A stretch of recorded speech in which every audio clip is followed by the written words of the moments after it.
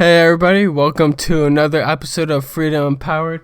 Today we're talking to you guys about part 2 of our last episode. If you guys listened to it, I guarantee you guys enjoyed it because it was a beast episode. But today we're going to finish all the stuff we were talking about, and since we're scientists, we're going back to the lab again. Yep, shout out to my boy Slim Shady. Knees weak, arms are heavy, palms are sweaty. Vomit on his sweater already. But we got a great episode for you guys today. If you don't have vomit on your sweater, then you're not trying hard enough. Isn't that exactly. Right? All we're telling you guys about is just working your butts off and changing your mindset. We've given you guys all the tools you need to know, and future episodes we're going to give you more tools to succeed. And you just need to work hard and get to where you want to go in life. And these 2 episodes, the part 1 and part 2, is all about lifestyle changes, changing who you are and how to be more successful in life. You want to tell them what we're talking about, Mason? It's just the framework. Do you guys ever remember back when you were in school and maybe you were in a math class? I don't know, maybe it was calculus, maybe it was algebra 1, wherever you're at. No fear, because it doesn't matter, because success has nothing to do with school for the most part.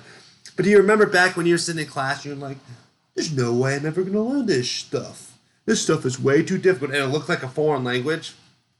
And then maybe you study your butt off, or maybe you just go into the test blind, but then you figure it out somehow, and you come out on the other side, and now all of a sudden that math that you just studied for seemed like the easiest thing ever.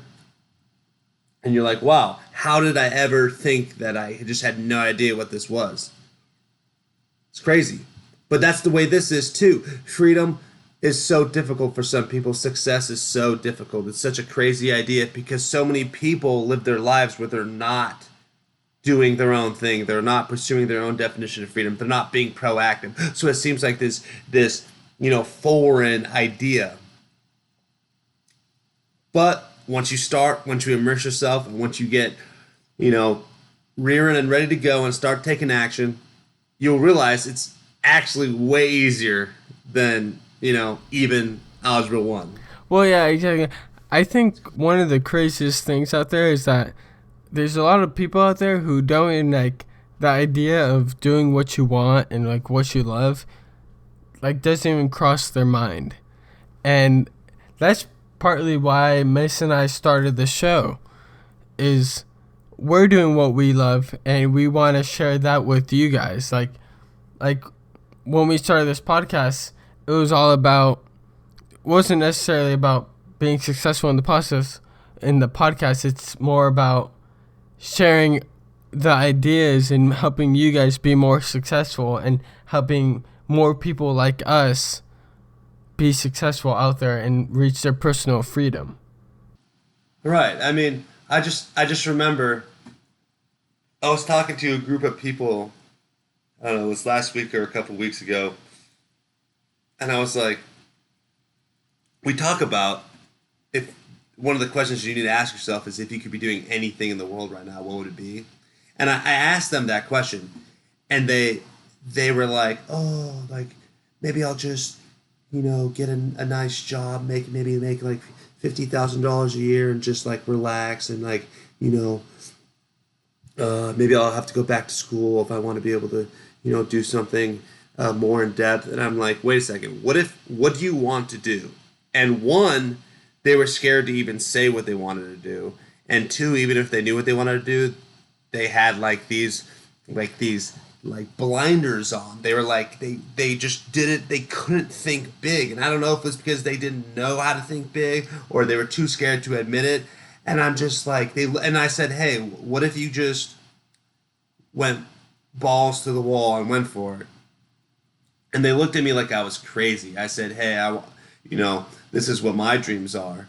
And they were like, no, they looked at me like I was crazy. And it's weird. It's weird to be in an environment where you know what you want to do, you know how you're going to get there, and you're willing to put in the work necessary to get there, and other people look at you like you're crazy, or they either envy you, or they just simply don't want you to succeed, because then it just, to them, it makes them feel like a failure. And it's crazy. It's crazy to meet those types of people. And I just think that anyone can learn to change their mindset. And so this is what we're talking about here on part 2, is the continuation of how to change your mindset, how to not even think like Yeah, that. exactly. It's all about the lifestyle changes. And part 2, if you guys listen to part 1, if this is your first time listening, go and listen to part 1. It won't be complete if you don't listen to part 1. But we're ultimately talking about lifestyle mindset changes that you can do to help you reach success, your personal freedom that you're looking for. And the lifestyle changes, it's a process that it takes time, and it requires support. And once you're ready to make the change, the difficult part of it all is committing to it and taking the risk of going for it and like following through. Right. No, I completely agree. I think uh, a lot of people, they have these ideas, but they don't. I mean, we keep talking about it, but they don't take action. They don't follow through. Maybe they try something. There's a lot of statistics out there that talk about people trying new ventures, or trying, to start their own business, or trying to, even what we're doing, start their own podcast, and then they stop cold turkey, and it's like, why did you stop? And it's because they either weren't being as successful as they thought they could be, or they just straight up thought that they were failing. And it takes time, it takes commitment, it takes you putting in the effort, and you're going to fail. There are statistics out there that show that, like, failure is part of it. You're going to fail a couple times, but what's so bad about that? You learn from it. It's awesome, because if you're not failing, then what are you doing? It's part of the challenge. It's part of the fun in it. Is, hey, that didn't work. I failed, but that didn't hurt my spirits. I'm gonna go and try it again, but just change the direction. That's how you learn. It's not something to get you to quit. It's not something to ruin your hopes and to get you to go running back to your stable job at the local business. No, it's not. It's to motivate you. It's to teach you to learn. Well, exactly. If you talk to like any successful businessman out there, a lot of them don't want to work with anyone who hasn't failed before. If you haven't failed before, you haven't like really learned anything about success. And that's just a large learning part of success. If you don't fail, you don't know what you've done wrong or what you've done right, and what you need to fix about what you're doing.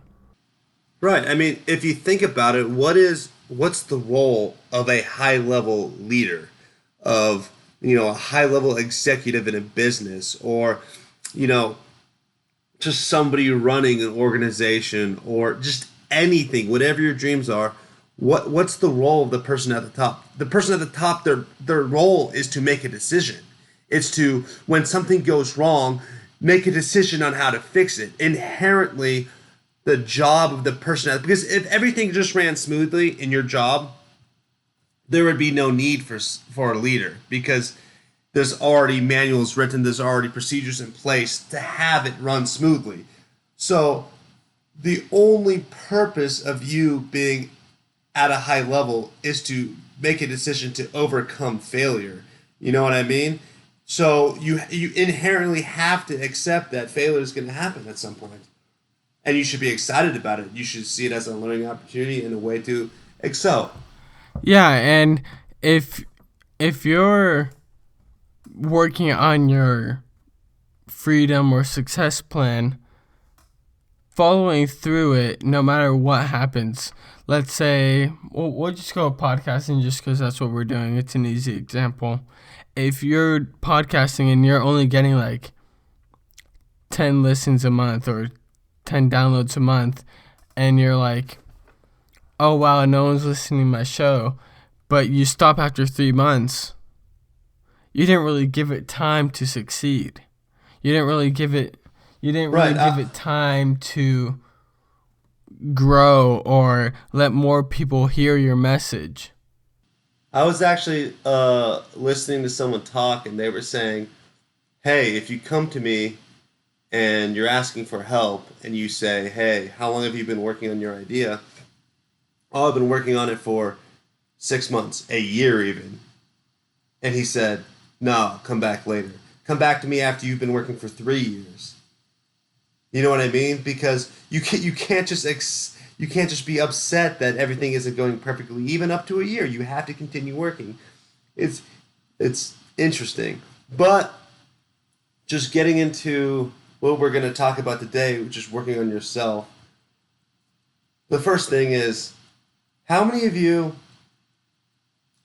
maybe feel like you don't want to start working on yourself or start taking action because you think it's crazy, because you think that, you know, I'm going to sit down in my room, no one around, and I'm going to start investing actual time and potentially even actual money into this new idea, and you think that maybe you're crazy, or in a lot of cases, like we talked about, people don't like seeing other people be successful, so maybe other people are shooting down your idea. Maybe, your parents say, why don't you just get a real job, or not even have to be your parents, but just there's always going to be people who are going to try to shoot down your idea. But more than that, you might even be shooting it down yourself because it just seems kind of crazy that you're working on it all alone. And so, our first thing is get a partner, tell somebody about it.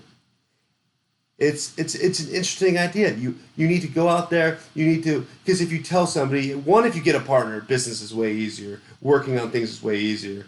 You know what I mean? Because you have someone to bounce ideas off of. You have someone to give you advice. But at the same time, just telling somebody in general about your goals, it kind of holds you accountable. It gives you motivation, and you've kind of even backed yourself into a corner.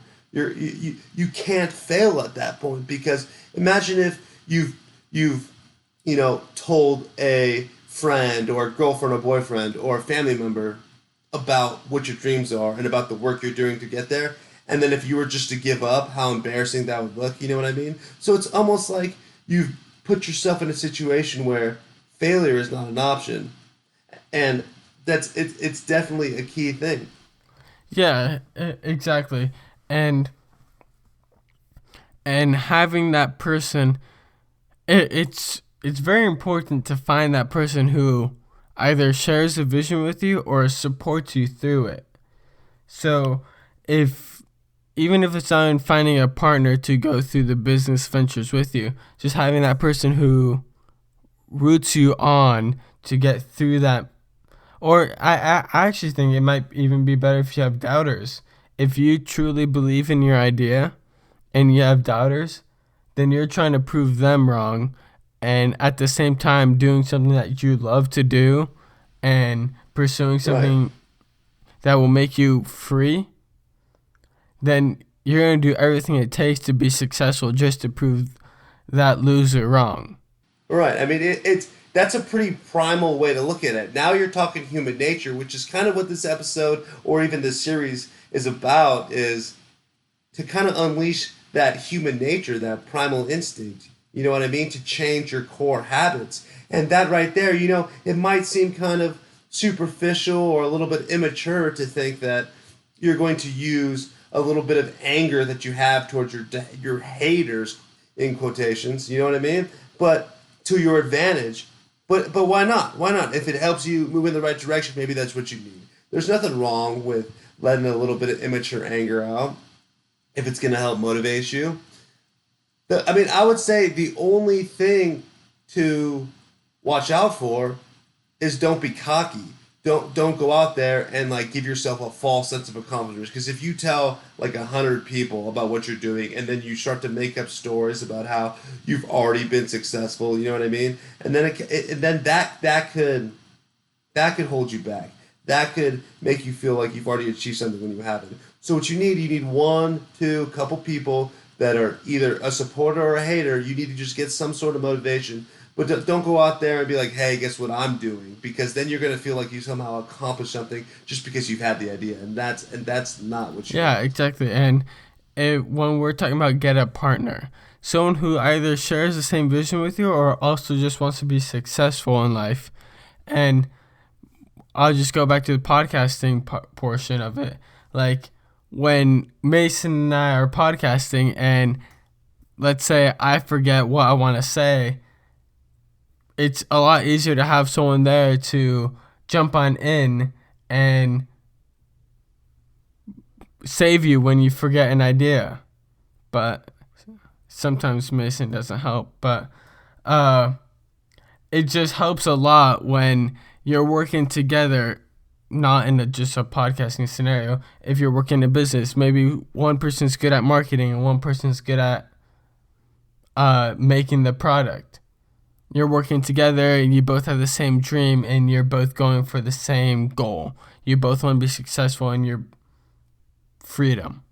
It's definitely interesting to think about because everyone has their own skills. You know what I mean? So how much does it cost to do something technological? Like let's say you're trying to build a website. You might pay $500, maybe $1,000 to have a quote unquote professional build your website.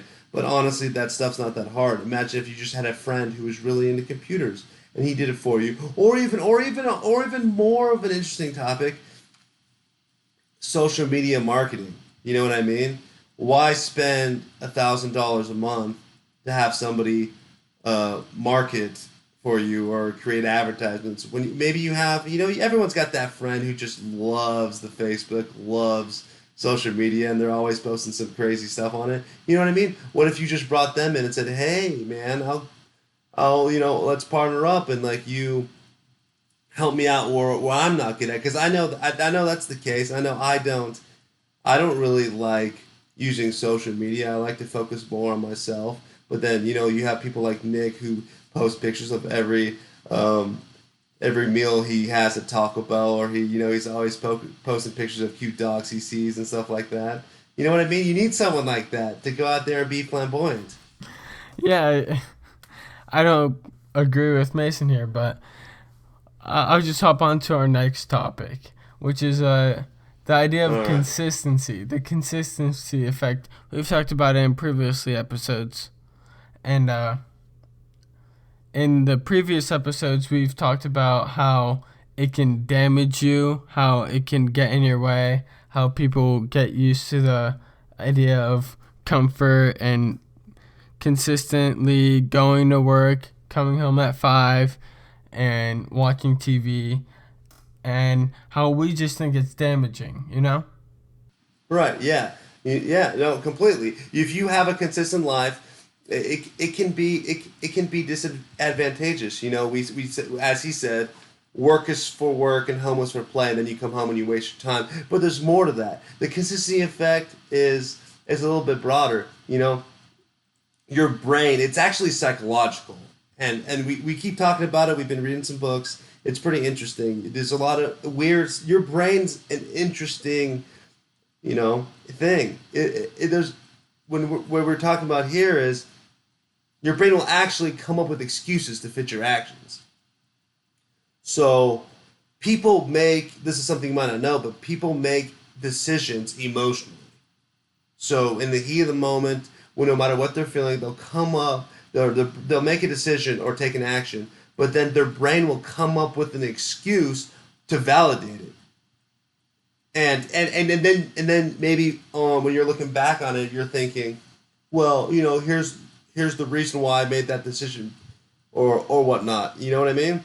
But it's really just your brain trying to validate the action because you don't want to think that, hey, why did I made a mistake. So you're gonna try to come up with an excuse on why it wasn't a mistake, and that is a scary thing. It's a scary thing to think about, that no matter what you do, whether it's a positive or a negative thing, that your brain is gonna subconsciously try to come up with an excuse for why it was a good thing. You have to be more logical than that. You have to really make a concerted effort to get out of your comfort zone, to not be complacent, to not allow yourself to come up with an excuse for why you're living a lifestyle that you are right now. You know what I mean? Yeah, and just to throw it in the other aspect, consistency can be a good thing. So, for example, if you consistently have a schedule where, I don't know, I'll just make it up as I go. You wake up in the morning, you work out, you get to work on your business, you accomplish one task, you accomplish another task, and then you get onto your bigger ideas. I don't know. Do you know what I mean, Mason? Like, That's you're talking more like a discipline type of thing, I yeah. think. Which in many cases, discipline does look like consistency because you have the discipline to allot a schedule where you're taking care of business, on a set schedule or something like that. So it is discipline and it is consistent, but it's a different thing. What I'm saying is what we're talking about here is we're not talking about you've already made this schedule. We're talking about those of you or those of us who are being consistent but in a negative way and you're wondering why you aren't being as successful as you think you could be, or you're wondering why you haven't started to take action, to start creating that personal freedom. And it's but you're also thinking, hey, I feel like I'm not doing anything wrong. It's because you're probably convincing yourself that somehow it's just someone else's fault or something like that. But in reality, it's just your brain playing these subconscious tricks. The brain's an interesting thing. It's a very tricky thing. It's time you gotta learn to control it. I think what I was trying to get more out of is more like when you're working hard and like you're super productive one day, it's important to be consistent and be super productive the next day. Where if you got a lot of stuff done one day and then the next day you just, oh, I'm just gonna hang out on my couch and play some Fortnite and just hang out for the rest of the day, then you've lost all the momentum you've built to succeed for the next day. Right. It's true, and I think one of the best ways you can do that is to keep yourself on a schedule is you gotta write things down. So you gotta get these things out of your head and onto paper. It's another psychological thing, but your brain will actually think about it this way. So there's a million things going on in your brain, right? And then your brain is going to start forgetting things that they don't think is as important. And one of the first things they're going to forget is some big crazy idea that doesn't impact your current life. They're going to think of it as a wasted thought. But if you get it out on paper and you write it down, then you can start to convince yourself that, hey, this is more than just some elaborate dream. This is actually my goal. There's a difference between a dream and a goal. A goal is something that you actually have steps on how you're going to accomplish it, and you're actually starting to take action to get there. So once you've turned your dreams into a goal, you write it down, you make it official, then your brain is going to subconsciously start to work to achieve it because it sees it as a priority, which is it's very important. It makes it tangible. Well, yeah, and well, like, I just want you guys to imagine this: when you're going to bed and you're laying in bed getting ready to sleep, how many times do you get like a great idea? You're you're like, wow, that could be an awesome idea, and then like you just like, but I'm going to bed, and you just forget about it, and the next day. Why not just keep a notepad next to your bed, and whenever you come up with a great idea, you just write it down, and when you wake up in the morning, you read the idea, and you're either gonna think, "Wow, that's a great idea," or "Wow, I was super tired and it wasn't a good idea." But who knows? If it's that great idea, it may be the best thing you ever. I want It may change your life. It did may yeah make you no. successful. I wonder I wonder how many life changing ideas or potentially life changing ideas people had, but they never took action on. You know what I mean? How many things could have been invented that just no one thought was possible and they never took action on? It's a pretty interesting idea. I mean, and there's another thing as well. it takes about 2 weeks to form a habit. So as Nick was saying, you got to be consistent. You got to, stick to that schedule. You got to make yourself do something that maybe you don't want to do, or maybe it's something new. If you do it for 2 weeks, it'll become a habit, and one, it'll just be easier to do, and two, it'll be that much easier to implement. Yeah, and I feel like something important that I realized while we're talking here is that something that we've talked about over the past two episodes is that none of the none of the people who don't believe in us, who none of the people who say that we can't do it, none of them really matter. The only thing that matters is ourselves. So if you're the only one who believes in yourself, that should be good enough for you. If you believe in yourself enough to take action or to take the risk to succeed, to go for your dream, that should be what's most important. So whatever your idea is, we'll just say building rocket ships. If your idea is to build rocket ships, if you believe in yourself to build rocket ships and you can do it, you have the funding or whatever it is to do it, go ahead and take the risk and go for it. Nothing should I stop mean, you, in my well, opinion. I think that, I mean, that was a tough one, wasn't it, Nick? But but I think success is kind of like a catch 22, or as I'd like to say, a freedom 22, because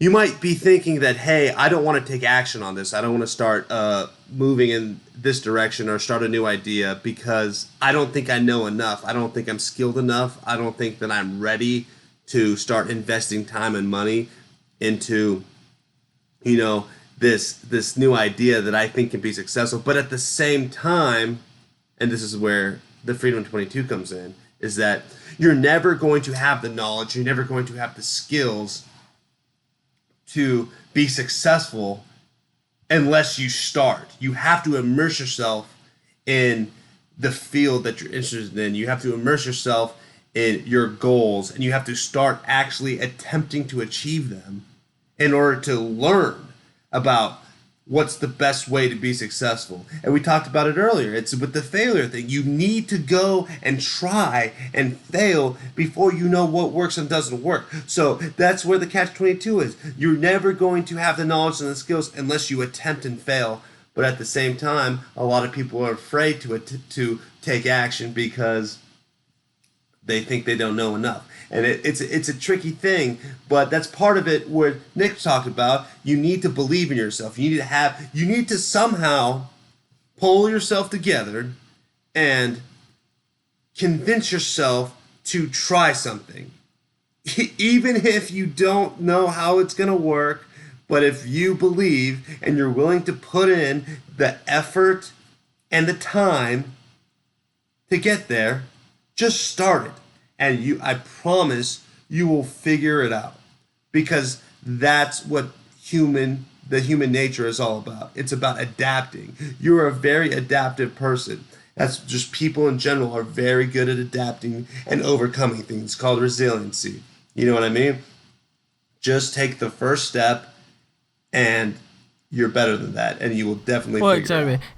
And in part one, we talked about how responsibility is probably the most important one. But I gotta change my mind here. I think believing in yourself is probably the most important one. If you may be able to take responsibility for all the dumb things in your life, but if you're not able to believe in yourself and the ideas you have, then none of everything we've talked to you guys about really matters. Yeah, and I think people talk about their biggest fears. They're like, "Hey, my biggest fear is sharks or the water or the dark or something." But what honestly scares me is the thought that I could forego an idea. I could not take a risk and then 10 years down the line be thinking, what if? What if I had? What if I had started? I mean, we can tie it back to a past episode of where we talked about Jeff Bezos. If you listen to some of his interviews, because it's interesting, he does have interviews from back in the late 90s when it was just starting. I remember listening to one and he said he was talking to his boss because if you guys don't know, Jeff Bezos actually had a pretty successful job. He was working as like an analyst in New York City. And I might have even talked about this on one of the last episodes, but it came across his screen that hey, the internet is expanding at about 2,000%, and then he came with the idea, what if I sold books? And he could have not done it and just kept working, and he would have been fine. He would have had a lot of money, a great life, and none would have been the wiser. But he would have known because he would have always been thinking about what if I had done it. And guess what? He did do it, and it worked out. And if he can do it, you can do it too. Yeah, and the truth is, guys, a majority of people aren't thinking like our listeners on this show. They're not thinking like you guys. You guys are thinking ahead. You guys are thinking, how can I be successful? How can I be free? How can I be happy? And a majority of the people are just saying, oh, how can I be comfortable and just, eat every day and not starve to death? And you guys are thinking, how can I be more in life? How can I be truly happy in life? And I think just you guys listening to the show and you guys sharing the show with people really expands the minds of lots of people out there where a lot of people are going to end up living free and being happy and doing what you want to do and reaching success like you guys are going to be. Yeah, it's kind of like a movement. I mean, maybe you're the person who creates a better life for your family or creates a business that sustains, all of your friends and all of your family and just can create a better life for yourself. You can't just sit back and expect someone else to do it. It may be you. You may be the one that destiny is calling upon. But yeah, I mean, just I really like this quote that I read by Confucius, and it says, I hear and I forgot, I see and I remember, I do and I understand. And I like to add on after that, and it's like, once you do and you understand, you teach, and it's just that much better. You know what I mean? I like to think that that's what we're doing is we're we're already doing this. Me and Nick already are, being successful. We're already like following all of these ideas. But now that we're teaching it to other people, I feel like that's almost like your duty. You know what I mean? So, yeah. But you guys can be the teachers too. It's more than that. Like we're here talking to you guys, but you guys can also teach. You can go and teach your families the stuff that you learned. You can go and, help a friend out. Because I know everyone's got that friend that is a little bit confused right now and just can use some guidance. And that could be what you do. You can go and spread it with them. Or you can just have them come and listen in, and then we can all talk together. I was talking to Nick about this earlier, but I think we are going to start a private Facebook group pretty soon where we can, just get together and start sharing ideas because I think that would be pretty neat if, all of us who have big ideas or at least want to, maybe we don't even have big ideas yet, but we're open to the idea of it. And then we can just start sharing, knowledge and maybe skills. Maybe we can all join this Facebook group and, network. Maybe you have a skill that one of the other listeners needs or vice versa. We can all come together and share ideas. Exactly. Like earlier in this episode, we talked about finding a partner or finding someone who can hold your feet to the fire. In this Facebook group, are basically you can share your idea and maybe someone has that same inspiration as you do, and you guys can work together and make it happen. or they can Or hold maybe you we just accountable. hold each other's feet to the fire. Yeah, we can hold each other accountable. Yeah. But as I said last time, don't think that money can solve your problems. Don't think that money can buy success. You need to start investing the time, investing the work to build the knowledge and the skills that you need to be successful. Yeah, just really invest yourself. Right. Yeah, guys. But yeah, no, thanks for joining us on part two. This is our first two-part series. I kind of liked it. I kind of liked how we were able to expand an idea beyond just one episode. Maybe we'll do more of these. But also, it is true that like all of our episodes are kind of interconnected. They're all based off the same principles.